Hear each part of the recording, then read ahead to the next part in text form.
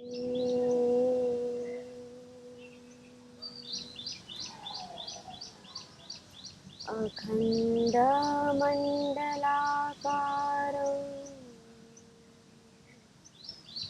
व्याप्तं येन चराचरं तत्पदं दर्शितं येन तस्मै श्रीगुरुवे नमः। ॐ कृष्णाय वासुदेवाय हरये परमात्मने प्रणतः क्लेशनाशाय गोविन्दाय नमो नमः। गीता स्वाध्याय में आप सभी भक्तजनों का हार्दिक स्वागत है।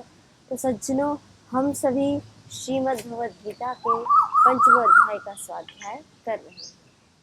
तो अभी तक हमने अपने स्वाध्याय करते हुए हमने देखा, स्वाध्याय किया, विचार मंथन किया, योगेश्वर जी की परम दिव्यवाणी का श्रवण किया। योगेश्वर जी ने क्या बताया, जो एक योगी होता है उसके क्या क्या लक्षण होते हैं। तो इन्हीं लक्षणों का हमने स्वाध्याय किया। तो आज हम जानेंगे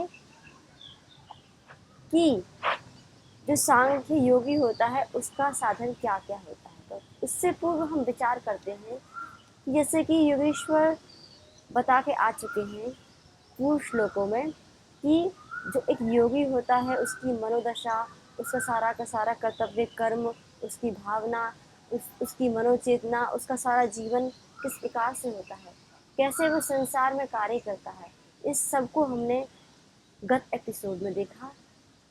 तो आज हम थोड़ा स्वाध्याय करते हैं कि ये सारे के सारे गुण किसी साधक में, उसके अंतःकरण में कहाँ से आते हैं, कहाँ से प्रकट होते हैं, कौन उसके अंतःकरण को इन भावों से लबालब भर देता है। तो सज्जनों, हमारी भारतीय संस्कृति में एक बहुत ही पावन परंपरा है, वह है गुरु शिष्य परंपरा।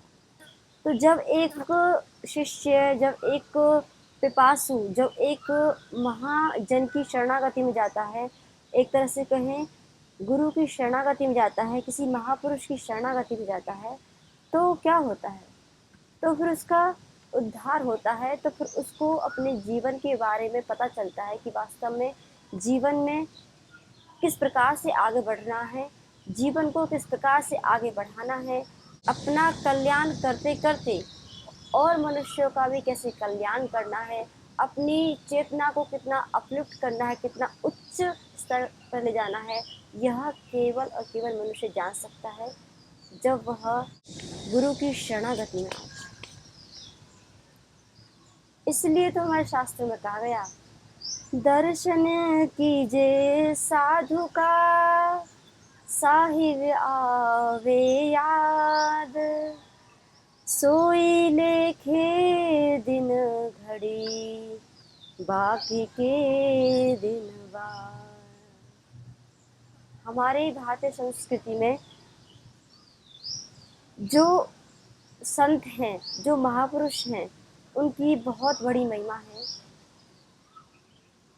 उनके दर्शन मात्र से कोई अगर सच्चे हृदय से उनका दर्शन करे, तो कहते हैं शास्त्रकार कि उनके दर्शन मात्र करने से ही मनुष्य के अंतःकरण में जो वासनाएं, जो कामनाएं जो उठ रही होती है, वह शांत हो जाती है और उसके मन में जो कोई प्रश्न है, जो कोई शंका है, उसका समाधान हो जाता है। तो सज्जनों, बहुत ही उच्च परंपरा है ये परंपरा जो बताई है हमारे ऋषियों ने। इस परंपरा को ही आगे योगेश्वर जी बढ़ा रहे हैं, क्योंकि एक तरह से अर्जुन कौन है, अर्जुन एक शिष्य की भांति है, अर्जुन शिष्य हैं। अर्जुन ने तो कहा, शिष्यस्ते हम शादिमाम त्वाम प्रपन्नम, हे योगेश्वर, मैं आपकी शरण में हूँ, मैं आपका शिष्य हूँ, आप ही क्या करो, मेरी रक्षा करो, आप मुझ पर अनुशासन करो, आप मुझे आज्ञा दीजिए कि मुझे क्या करना है। तो योगेश्वर जी एक महान पुरुष हैं। वह अर्जुन को बहुत ही प्रेम स्नेह से ज्ञान दे रहे हैं। और अर्जुन तो एक निमित्त मात्र है। प्रत्येक प्राणी मात्र को जिसके भी अंतःकरण में अज्ञान है, जिसका अंतःकरण अज्ञान से डूबा हुआ है, उसको वो ज्ञान की रोशनी प्रदान कर रहे हैं। तो इसलिए हमारे शास्त्रों में जो हमने पूर्व श्लोकों में हमने देखा कि कैसे एक साधक का जीवन होता है, तो वह जीवन बन पाता है, वह कर्मयोगी, उस कर्मयोगी के लायक उसका जीवन बन पाता है एक गुरु की शरणागति में आने से।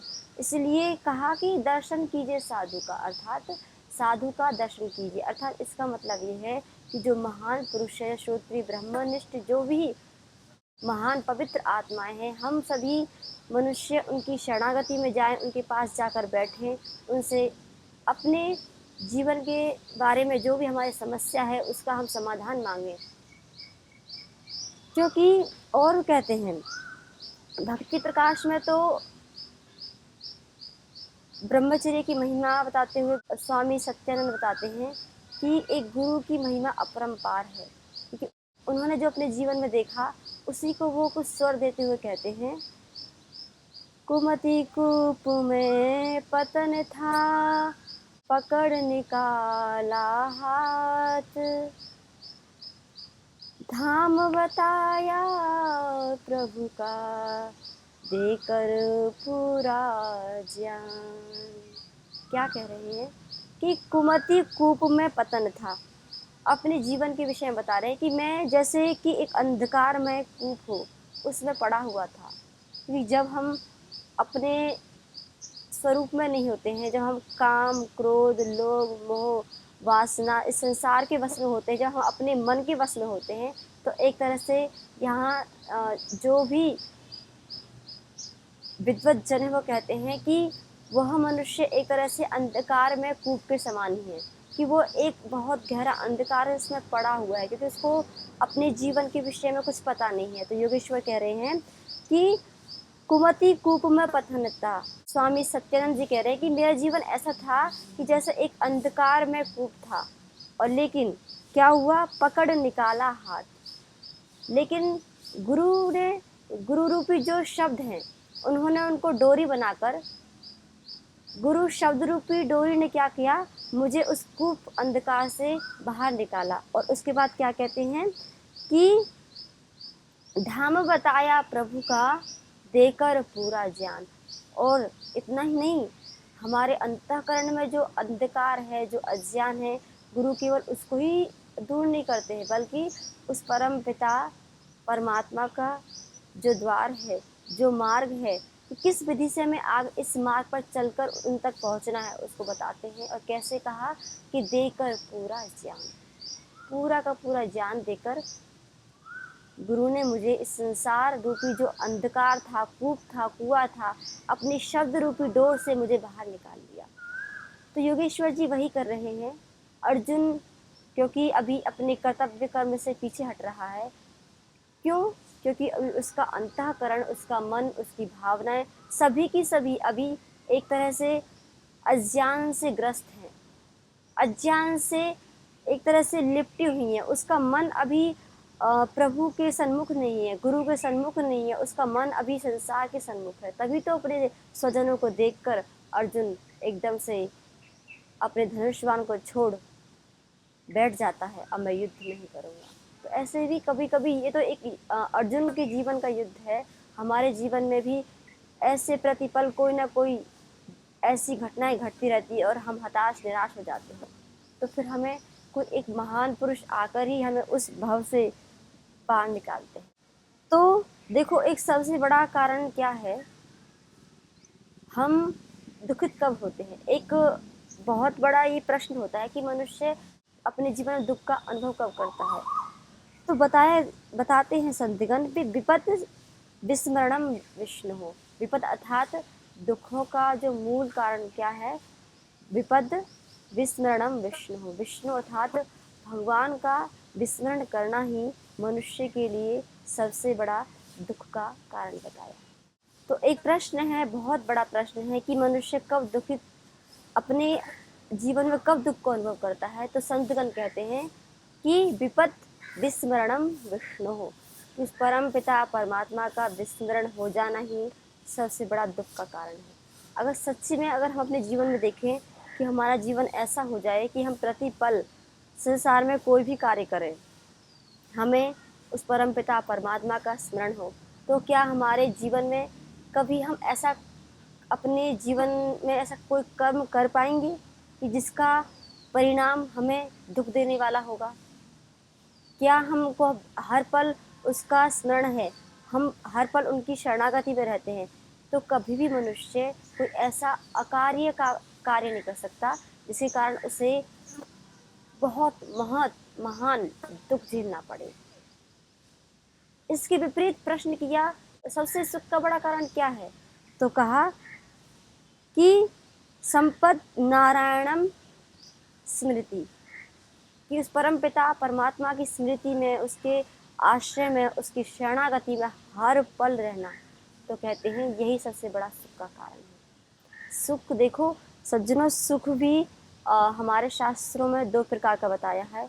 एक तो वह सुख है जो हम संसार की भौतिक वस्तुओं को, व्यक्तियों के मिलने से जो हमें एक सुख होता है, वह सुख हम अपने जीवन में देख सकते हैं। वो बहुत थोड़ा होता है, कि वो ऐसा नहीं होता कि कोई व्यक्ति या वस्तु कोई हमें हमको जो बहुत जिसकी चाहती वो मिल जाए, उसके मिलने के बाद हमारे जीवन में कभी दुख नहीं आता, ऐसा कभी नहीं होता है। लेकिन हाँ, उस क्षण कुछ पल के लिए थोड़ा सा लगता है कि हाँ बहुत सुख मिल गया, लेकिन उसके बाद जस्ट फिर वही मन हमारा निराश हताश रहता है। कि एक हर पल एक आनंद की स्थिति में रहना चाहिए, हर पल एक हम, क्योंकि हमारा जीवन बहुत ही अमूल्य है सज्जने, हम सब जानते हैं। तो इस तरीके से तो हमें हर पल एक अनंत आनंद की अनुभूति में रहना चाहिए। तो वह कब हो सकता है? तो संत जन कहते हैं कि संपद नारायण स्मृति ही, कि जब कोई साधक हर पल हर क्षण उस परम पिता परमात्मा की शरणागति में रहता है, उसके आश्रय में रहता है, और जो भी उसका कर्तव्य कर्म है उस अपने कर्तव्य कर्म का पालन करे, क्योंकि कर्म तो करना ही है।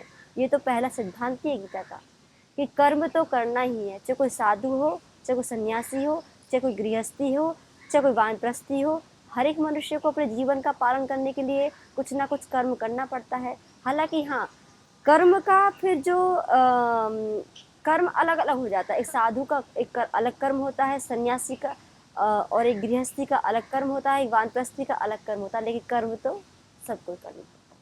अगर जीवन में हमें सुख लेके आना है तो सज्जनों, सबसे बड़ा जो कारण हमें संतजन बता रहे हैं कि हम हर पल हर क्षण उस परम पिता परमात्मा की शरणागति में रहें, उनके आश्रय में रहें, और फिर अपने कर्तव्य का पालन करें।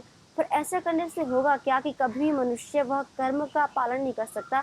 अपने जो उसकी समस्त इंद्रियां हैं, 5 ज्ञानेंद्रियां हैं, 5 कर्मेंद्रियां हैं, एक मन है, इनके माध्यम से कभी भी वह ऐसा कर्म नहीं करेगा जिसके कारण उसे दुख भोगना पड़े। तो इसीलिए कहा कि सुख का कारण क्या है? सुख का कारण वह परम पिता परमात्मा ही है। अर्थात जब मनुष्य उसकी शरणागति में रहता है, तो फिर वह जो सुख है उसके हर पल समीप रहता है। क्योंकि देखो, संसार में हम देखते हैं कि कोई व्यक्ति, वस्तु या स्थान को या किसी व्यक्ति को प्राप्त करके मनुष्य कोई सुखी हो जाता है। लेकिन हमारे उपनिषदों में कहा है कि मनुष्य कब सुख हो सकता है, कब आनंद में हो सकता है? तो कहा रसो वही सह, कि वह परमपिता परमात्मा रस से युक्त है, और रसम ही एवायम लब्ध्वा, उस रस को प्राप्त करके ही आनंदी भवती, वो जो जीव है ना, वह तभी आनंद से युक्त हो सकता है जब उस परमपिता परमात्मा को प्राप्त कर लेता है। अब एक प्रश्न ये उठता है कि क्या परमात्मा को प्राप्त करना ऐसा है कि हम किसी दूसरे धाम में चले जाएंगे या कुछ अलग होगा? तो इसका भी संतजन निराकरण करते हैं कि परमात्मा को प्राप्त करने का अर्थ है, देखो परमात्मा हमारे दूर नहीं है, परमात्मा तो हम सबके प्रतिपल हमारे समीप है, लेकिन हमारा मन इतना मलिन है कि हम देख ही नहीं पाते हैं। हम सब कुछ ऐसे बिरले ही मनुष्य होते हैं संसार में जो इस परम पिता परमात्मा को प्रतिपल प्रतिक्षण जो अनुभव अपने जीवन में कर पाते हैं।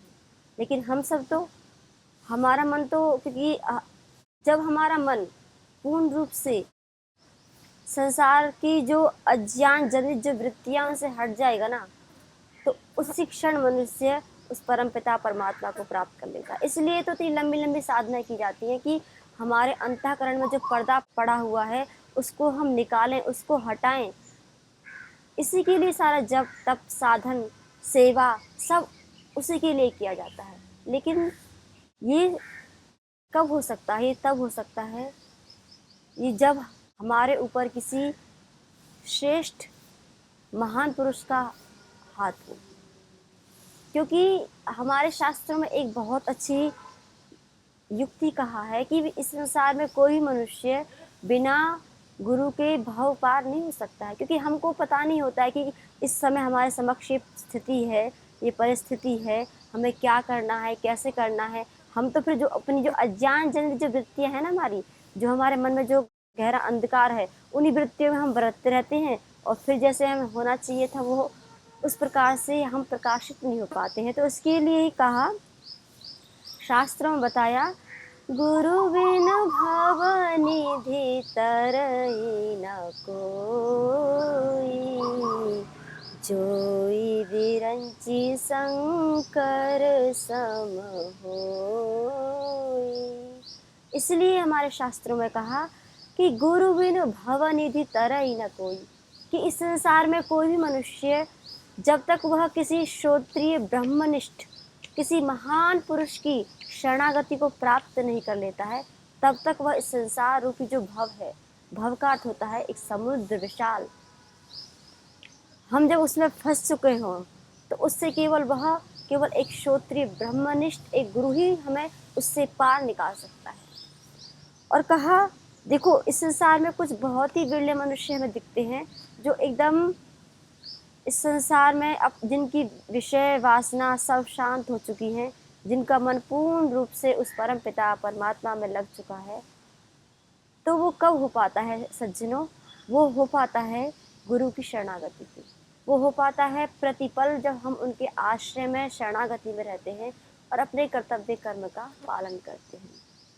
यही एक बात श्रीमद् भागवत में वल्लभाचार्य जी बताते हैं कि सर्वम कुर्वन्ति भगवंतम न भजन्ति, कि संसार में हम देखते हैं मनुष्य सारा कार्य करता है, हम क्या नहीं करते हैं? हम अपने परिवार के लिए, हम अपने इंद्रियों की, हम अपनी वासनाओं की तृप्ति के लिए सब कुछ करते हैं। जो हमें चाहिए वो हम करते हैं, उसके लिए हम इतना घोर अत्यंत जिसको कहे पुरुषार्थ भी करते हैं। लेकिन कहते हैं वो कि सारा काम मनुष्य कर रहा है संसार में, लेकिन भगवंतम न भजन्ति, एक ही त्रुटि हो रही है, क्या? कि उस परमात्मा को नहीं भज रहा है। वह जिसके लिए उसने भेजा उस मुख्य लक्ष्य से हम हट गए और दूसरे को लक्ष्य बना लिया, तो कहाँ से सुखी होंगे? तो इसलिए संसार में हम रहें, संसार में रहेंगे, अपने कर्तव्य का पालन करेंगे, चाहे आप किसी भी आश्रम में हो, लेकिन हर एक आश्रम में रहते हुए आपको अपने कर्तव्य कर्म का पालन करना है। लेकिन कभी भी अपनी जो मन की डोर है उसको केवल अपने परमपिता परमात्मा से, अपने गुरु से, महापुरुषों से जोड़ के रखना। जब ऐसा होगा तो कहते हैं जीवन प्रकाश में हो जाता है। क्योंकि ये सारे जितने भी महापुरुष हैं ये तो हमें प्रकाश दे रहे हैं, हमारा मार्ग प्रशस्त कर रहे हैं कि हम ऐसे भी आगे जीवन में बढ़ सकते हैं। और जब आगे ऐसे बढ़ते हैं तो हमारे मुख से क्या निकलता है, इसी को बहुत ही अच्छे शब्दों में हरिराम व्यास जी कहते हैं, व्यास वहे हरि के जना, कियो बड़ो उपकार। व्यास भये हरि के जना, कियो बड़ो उपकार। हरि सो धन हृदय दियो, हरि सो धन हृदय दियो, छुड़ा दियो संसार। तो हरिराम दास व्यास जी कहते हैं कि उस जैसे हमने पहले देखा कि गुरु बिनु भव निधि तरहि न कोई, तो अपने जो उन्होंने अपने जीवन में घटित देखा कि मैं जो गुरु की शरणागति में आया, उनके आश्रय में रहा, उनके आश्रय में, आश्रय मतलब उनकी शरणागति में उनका जो आज्ञा था, जो उनकी जो आज्ञा थी उसका पालन किया, फिर अपने जीवन में जो कर्तव्य कर्म था उनको करता रहा, आगे अपने जीवन रूपी यात्रा में बढ़ता रहा, अपनी साधना सेवा जो भी अपना कर्तव्य कर्म था उसको करता रहा। तो जीवन में क्या घटित हुआ कि व्यास बहे हरि के जना, कि मैं तो क्या हो गया, भगवान का हो गया, मैं तो भगवान का भक्त हो गया, मैं तो उसका मनुष्य, मैं उसका बंदा बन गया। और क्या हुआ, कियो बड़ा उपकार, उस गुरु ने मुझे इतना, मेरे ऊपर इतना बड़ा उपकार किया कि मुझे उस परम पिता परमात्मा का बंदा बना दिया, मुझे उसका बना दिया, मुझे उसके शरणागति में लाकर मुझे उसका भक्त बना दिया। और आगे कहते हैं हरिराम व्यास जी कि हरिसो धन हृदय दियो। कितनी बड़ी बात कहते हैं कि जो हरि रूपी जो धन है, भगवान की जो भक्ति रूपी जो धन है, वो मेरे हृदय में दे दिया।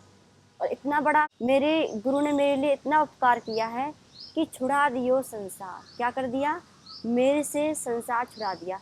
और संसार छुड़ा दिए का मतलब क्या है, यहाँ पे हरिराम व्यास जी कहना चाह रहे हैं कि उनके अंतःकरण में जो अज्ञान जनित जो वृत्तियाँ थी, उनको जो अंधकार था उसको दूर कर दिया है। तो वो संसार में ही, कोई मनुष्य संसार से कैसे छूट सकता है, जीते जी कैसे छूट सकता है। छूट सकते हैं अपनी वृत्तियों से, अपने विचारों से छूटना है। जो हमारे अंतःकरण में जो गहन काम, क्रोध, लोभ, अहंकार, जो जितने भी विकारी भाव हैं, जो हमें प्रतिपल दुखित करते रहते हैं, उनसे ही तो गुरु छुड़ाते हैं। और जब ये छूट जाता है तो बचता ही क्या है, तो एक आनंद ही बचता है।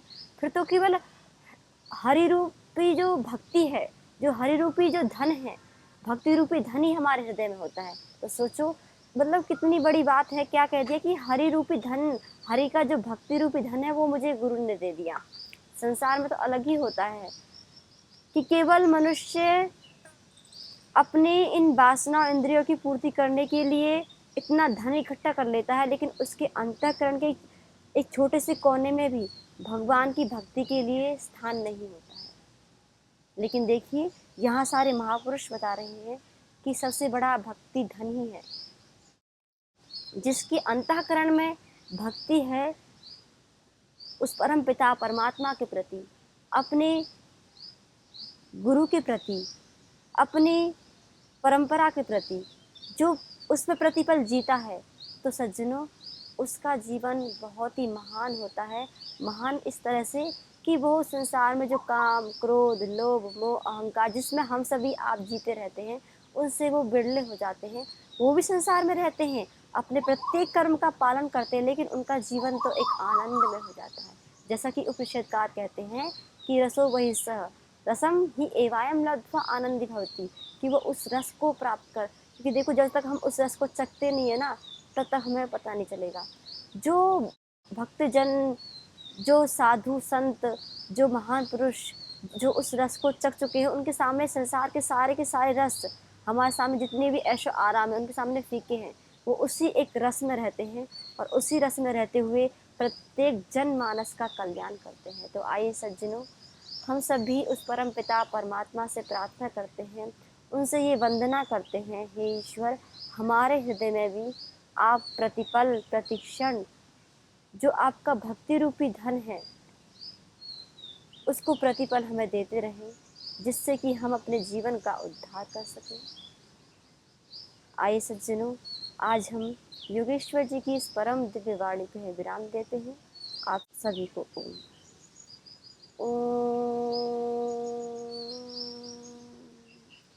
शांति शांति शांति।